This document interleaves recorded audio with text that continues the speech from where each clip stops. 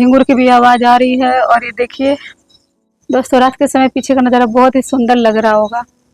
इस तरह से सारा कुछ ही। और मैंने एक जगह यहाँ लाइट टिका रखी हुई है, और लाइट तो है नहीं, छोटी सी लाइट है, बाहर जल रही है। और ये आप लोगों ने जन्माष्टमी तो धूमधाम से तो मनाई होगी, क्योंकि हमारे यहाँ मंदिर सजा हुआ था। और ये कहते ना, कोई त्योहार कोई कार्य तो रुक नहीं सकते। नमस्कार फ्रेंड, कैसे हैं आप सब? आशा करती हूँ आप सब अच्छे ही होंगे। और जिस तरह हमारे देश का माहौल चल रहा है, तो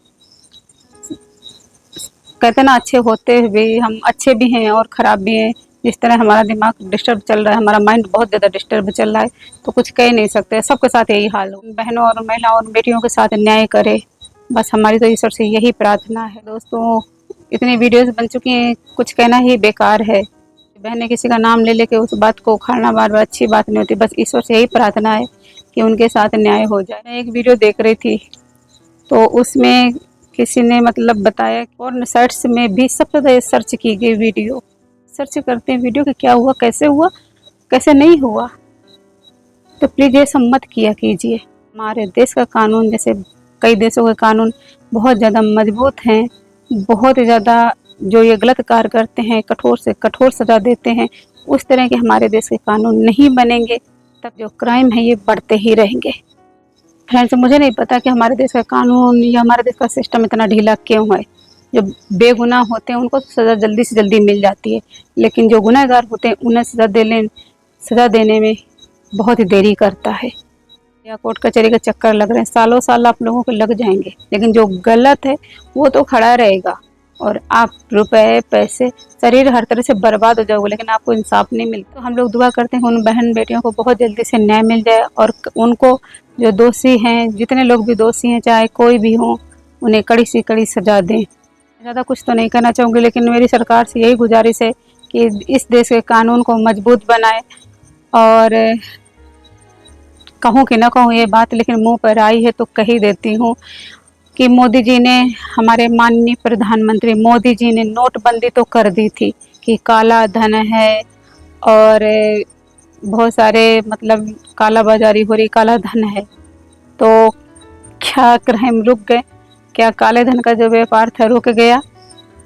हर जनता का पूछने का अधिकार है। तो ये काला धन आता कहाँ से है?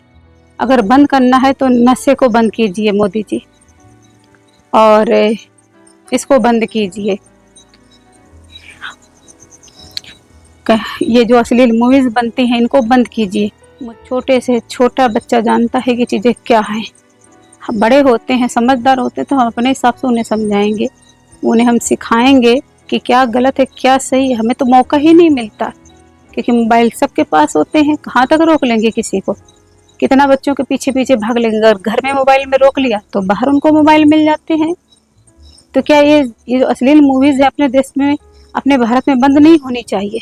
कितने इस मूवीज़ की वजह से, जैसे वो क्राइम, वो कौन है, वो डॉक्टर वाला केस की, वो इस तरह की मूवीज़ देखता था, उग्र होता था इस तरह का। तो क्या इस तरह की मूवीज़ हमारे भारत में बंद नहीं होनी चाहिए? मुझे तो लगता है कि बंद होनी चाहिए। तो ये 2-3 चीज़ें तो हमारे देश में कर देनी चाहिए। एक नशाबंदी, लेकिन कैसे करेंगे? सरकार को बहुत ज़्यादा घाटा होता है। लेंगे हम अपने बच्चों को रोक लेंगे, कहाँ तक रोक लेंगे? कितने घरों के अपने बच्चों को रोक लेंगे? मेरी बात बुरी लगे प्रधानमंत्री जी, श्री माननीय प्रधानमंत्री जी, अगर मेरी बात बुरी लगे तो मैं उसके अपने शब्दों को, मैं यही सॉरी बोलती हूँ, लेकिन मैं अपने शब्दों को वापस नहीं लूँगी। तो इसमें तो आप बैन लगा सकते हैं, क्योंकि आप हमारे देश के प्रधानमंत्री सकते हैं। ये नोटबंदी कर सकते हैं, तो इन चीज़ों को भी आप बंद कर सकते हैं। इस तरह से हमारे देश में इस तरह के क्राइम बढ़ रहे हैं, तो क्या नाम दे दिया जाए?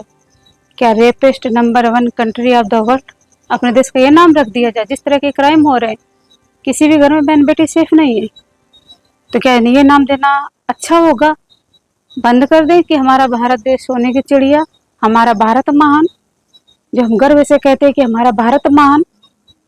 बात किसी को बुरी लग रही तो लगती रहे, मुझे कोई फर्क नहीं पड़ता। हर महिला को, हर नारी को, और उन पुरुषों को जो अपनी बहन बेटी की इज्जत करते हैं, अब एकजुट होने का समय आ गया है।